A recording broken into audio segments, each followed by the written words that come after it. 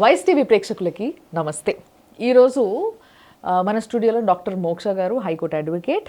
So ఈయన చేస్తున్న కొన్ని యాక్టివిటీస్ నాకు రీసెంట్గా కొన్ని తెలిసిన తర్వాత ఎందుకో కొంచెం డిఫరెంట్గా అనిపించినాయి. ఎందుకు అనంటే ఐ విల్ ఎక్స్ప్లెయిన్ ఇట్. ఎందుకు అనంటే బేసిక్గా కొంతమంది ఫౌండేషన్స్ పెడతారు, కొంతమంది ఎన్జిఓస్ నడుపుతారు, కొంతమంది స్కిల్ డెవలప్మెంట్ సెంటర్స్ పెడతారు.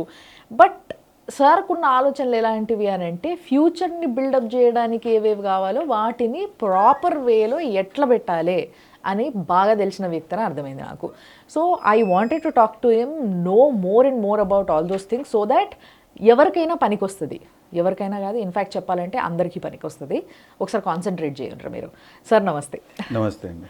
సో సార్, నిజంగా like you being an advocate, మీకు అసలు ఏం జరుగుతుంది బయట, ఏంది ఎట్లుంది అనేది బాగా తెలుస్తుంది. సో ఏ విధంగా ఈరోజు యూత్ ఒక గాడిలో పడితే రేపు దేశం బాగుంటుంది అనే ఆలోచన మీ దగ్గర నుంచి మొదలైతే, అడ్వకేట్స్ దగ్గర నుంచి మొదలైతే డెఫినెట్గా ప్రాపర్గా నడుస్తుంది అనే నమ్మకం నాకు కూడా. సో మీ ఫౌండేషన్స్, మీ ఫెడరేషన్స్, ఇవన్నిటి గురించి తెలుసుకున్న తర్వాత I wanted to know more and more about it. So firstly coming to this, ఏదైతే ఏక్ నయీ దిశ, ఇది 2019లో లాంచ్ చేశారు మీరు అనేసి నేను. కరెక్ట్ అండి. అసలు ఎందుకు ఇచ్చారు ఈ పేరు, ఏ ఉద్దేశంతో స్టార్ట్ చేశారు దీన్ని? Humans need to have direction అండి.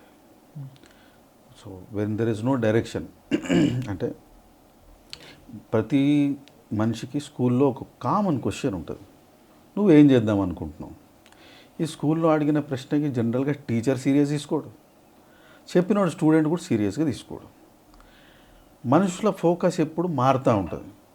మీరు చాలా మటుకు గమనించి ఉంటారు, వాడు 5th క్లాస్లో ఇంజనీర్ అవుదాం అనుకుంటున్నాడు, 8th డాక్టర్ అవుతాడు, 10th వచ్చేసరికి వాడు యాక్టర్ అవుదాం అనుకుంటాడు, సడన్గా ఇంటర్ వచ్చేసరికి వాడు ఏమీ కాకుండా నేను గ్రాఫిక్ డిజైనర్ అవుతాను ఫిక్స్ అవుతాడు. సో ఇదేంటంటే there is somewhere always there is a direction change అవుతుంది. సో మనం ఏక్ నయీ దిశ కాన్సెప్ట్ ఏమంటే నీకు ఫోకస్ ఉండాలి. ఎవడో ఇప్పుడు ఈ చేంజ్ ఎందుకు అయింది అనేది మీరు గమనిస్తే,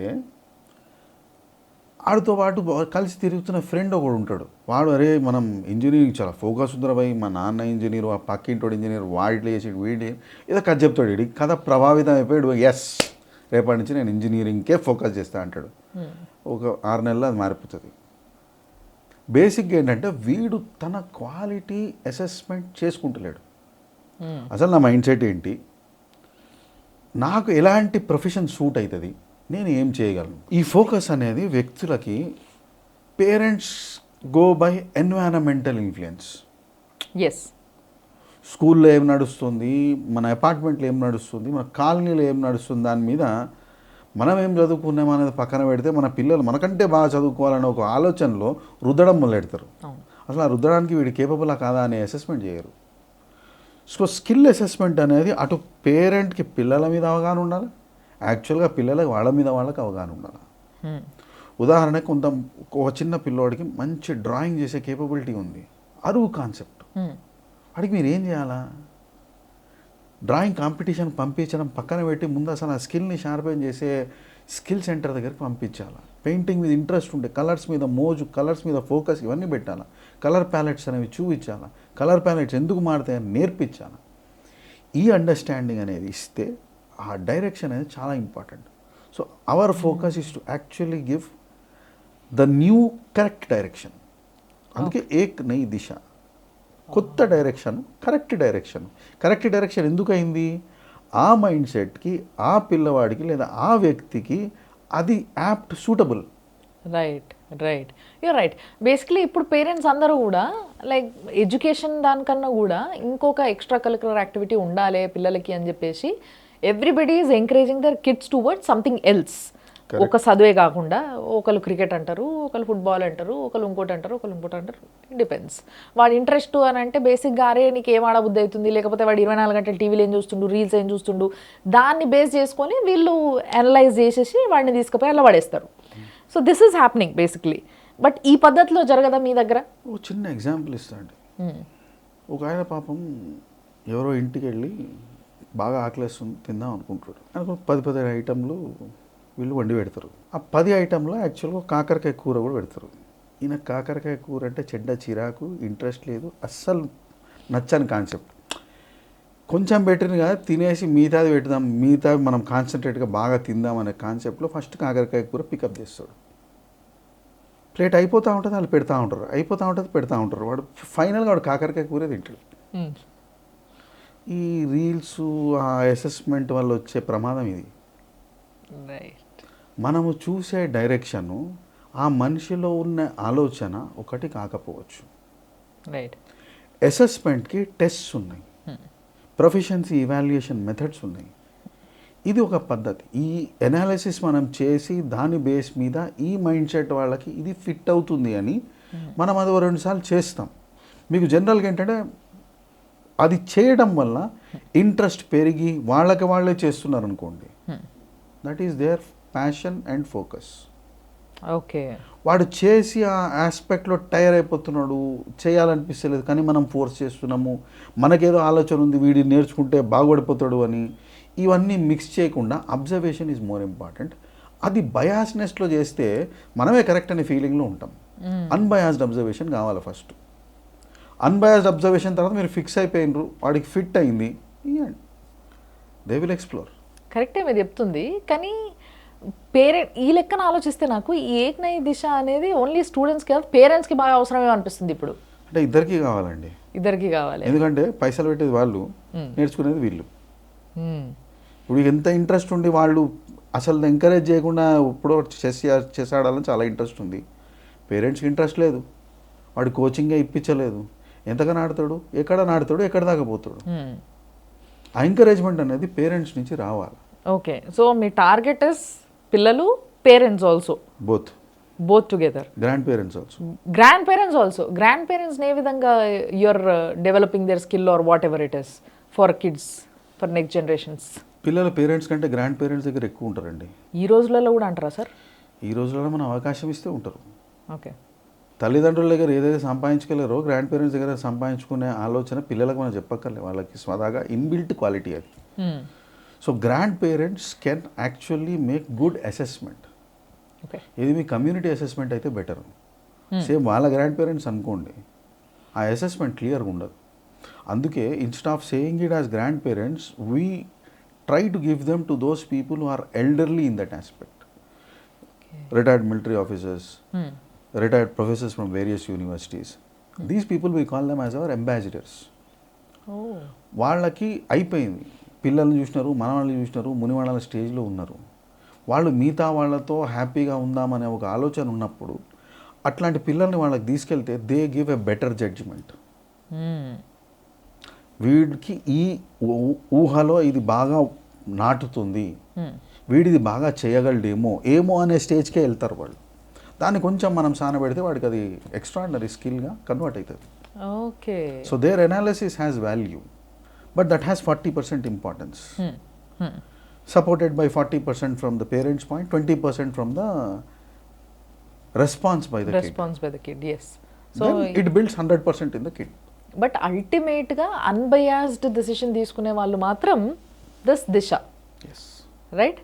సో అండ్ ఇంకొకటి మీరు దీంట్లో భాగంగా చెప్తున్న మాట ఏంది అని అంటే, స్కిల్ డెవలప్మెంట్ అనేది చిన్న ఏజ్ నుంచే నేర్పడం మొదలు పెట్టాలి అని, లైక్ స్కూల్ ఏజ్ నుంచి. So what is the right age ఎక్కడ అండ్ ఎలాంటి స్కిల్స్ డెవలప్ చేస్తే బాగుంటుంది పిల్లల్లో జనరల్గా? We basically have a program called Rejolt. Rejolt అనే ప్రోగ్రాంలో we basically give 4 areas of awareness to kids. One is cyber awareness. So whatever is in cyber security, basic laws ఏవైతే cyber laws ఉన్నాయో అది లాగా కాకుండా కార్టూన్గా చెప్తాం.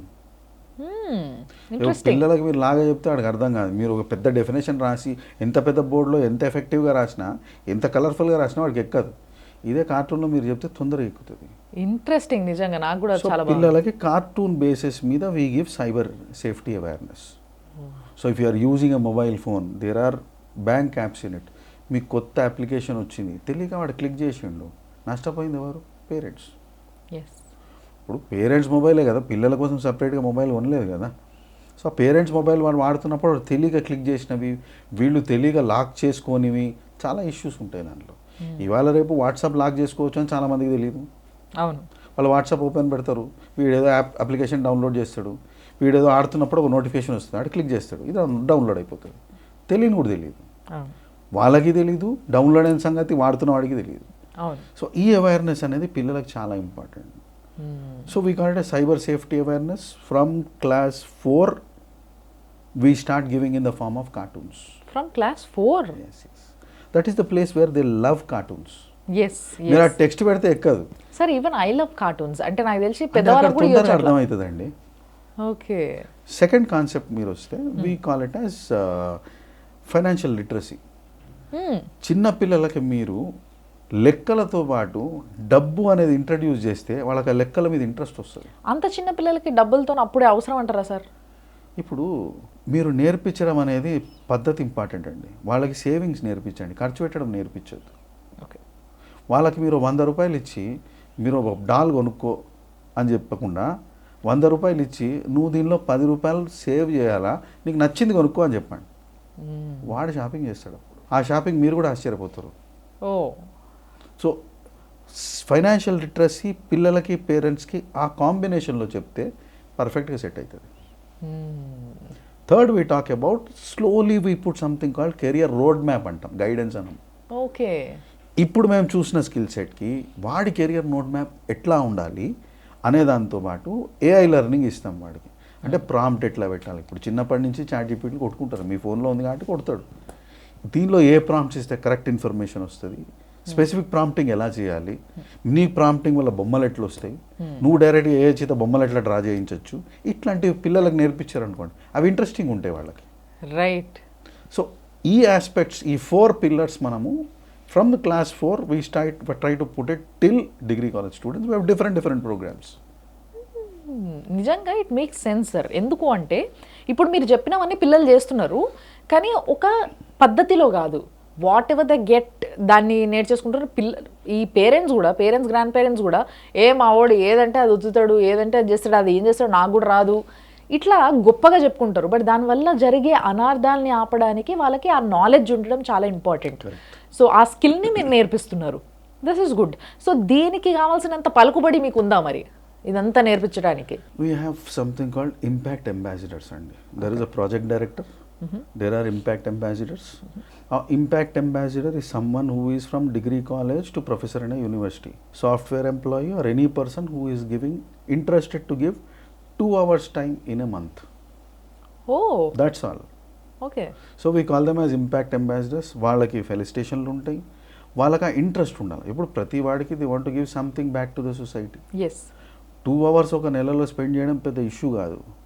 వాళ్ళు వస్తారు, వాళ్ళకి ముందు we have an interview process. వాళ్ళు ఒక ఫామ్ ఫిల్ చేస్తారు, there is a QR code which we are sharing. వాళ్ళు స్కాన్ చేస్తారు, ఆ క్యూఆర్ కోడ్లో ఫామ్ ఫిల్ చేస్తారు. Project director communicates with them and says okay you have fill this form, ఇది మీ ఇంట్రెస్ట్ ఏరియా, సరే మీరు ఎందుకు చేద్దాం అనుకుంటున్నారు, we take a detailed session, then we fix ఈ వ్యక్తి ఈ ఏరియాలో ఇంపాక్ట్ చేయగలడు, అక్కడి నుంచి we take them. Very nice. So it's a total volunteer service and these people are felicitated. Many people like doing it. So ఇప్పుడు మీ ఈ ఏక్ నై దిశ అనే దాంట్లో చేరాలనుకుంటే పేరెంట్స్ కానీ పిల్లలు కానీ వాళ్ళు కూడా ఇవ్వాల్సింది మీకు నెలకు 2 గంటలేనా? పిల్లలకి పేరెంట్స్కి వాళ్ళు సెషన్ అటెండ్ అవుతున్నారు కాబట్టి there time frame is higher. It's about 4 to 5 hours in a month. But impact ambassador, whoever it is, the expectation is only 2 hours. Someone gives 10 hours, it's okay, but we don't encourage. Okay. That impacts other person. Yes.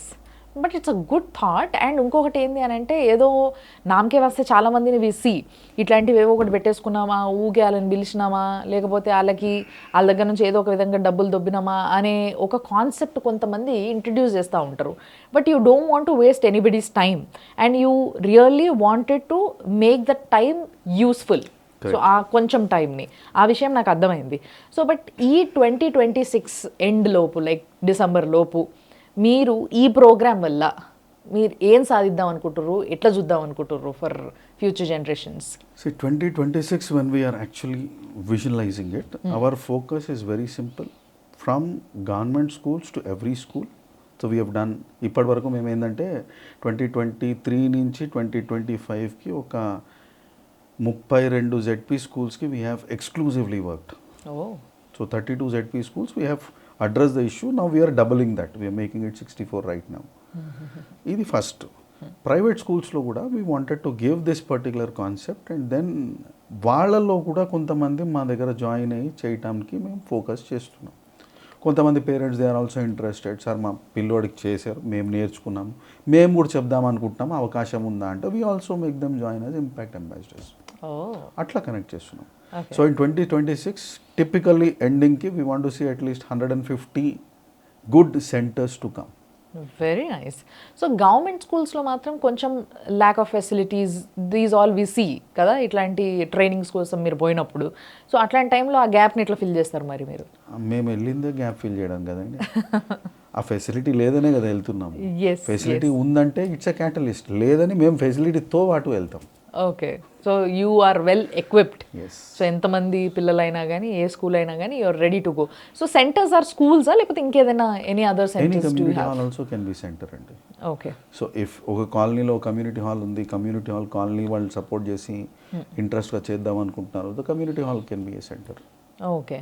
If it is villages, schools మేము సెంటర్గా తీసుకుంటాం.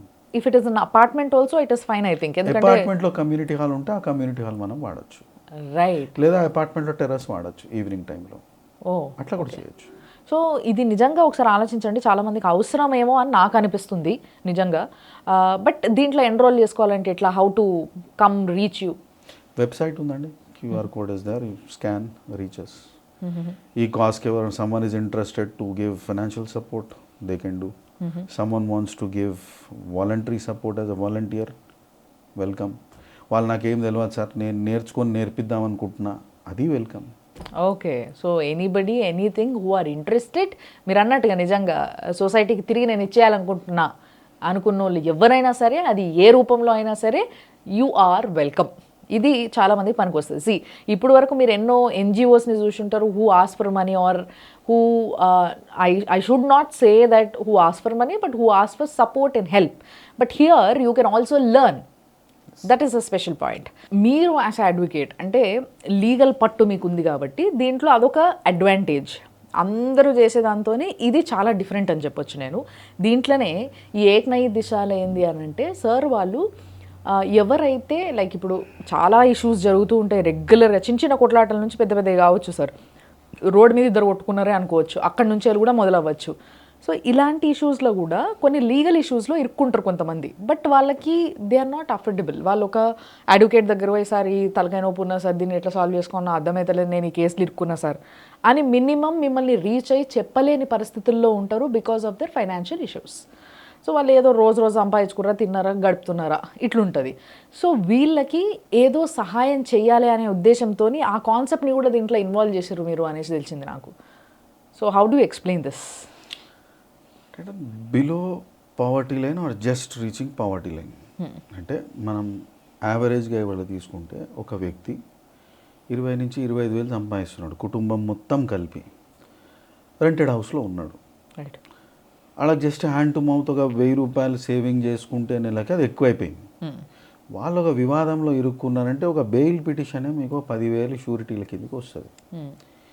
ఇట్లాంటి వాళ్ళకి bail పిటిషన్లో ఏం సడలింపు చేయొచ్చు అనేది పక్కన పెడితే, వాళ్ళకి entire legal cost across the year we have a concept. Foundation నుంచి we only charge them for registration of 1,500 rupees per annum, 1,500 రూపాయలు సంవత్సరానికి. ఈ సంవత్సరంలో వాడు ఒక కేసులో ఇరుక్కొనియండి, 10 కేసులు ఇరుక్కొనియండి, 1 కోర్టు అవ్వనియండి, 20 కోట్లు అవ్వనియండి, foundation takes care. This is nice. This sounds like an insurance. Insurance కాదండి, it is benefit, it is what you call our social responsibility towards people. వాళ్ళకి అవకాశం లేదు, స్తోమత అనేది లేదు, మేము అసెస్ చేస్తాం. ఇప్పుడు ఎవరైనా మనకి చిరిగిపోయిన బట్టలు వేసుకొని ఆఫీస్కి వస్తే ఈ ఫామ్ ఫిల్ ఇచ్చేసి వాళ్ళకి సపోర్ట్ ఇవ్వడం అనేది కుదరదు. వాళ్ళ బ్యాంక్ స్టేట్మెంట్ చూస్తాము, వాళ్ళ స్తోమత అనేది అసెస్ చేసి ఆ బేస్ మీద we give this particular option. Per person 1,500 rupees per year. ఏ కేసు ఉన్నా కూడా it is taken care, criminal, civil, everything is addressed. So this is what the foundation supports. Nice. And we don't try to pull that's concept. ఇప్పుడు for example ఒక మనిషి తెలియకుండా ఒక theft కేసులో ఇరుక్కున్నాడు. పోలీసులు దర్యాప్తు చేస్తారు, ఛార్జ్ షీట్ వేస్తారు, ఛార్జ్ షీట్ వేసిన తర్వాత ట్రయల్ అవుతుంది, ట్రయల్ అయిన తర్వాత పోతుంది.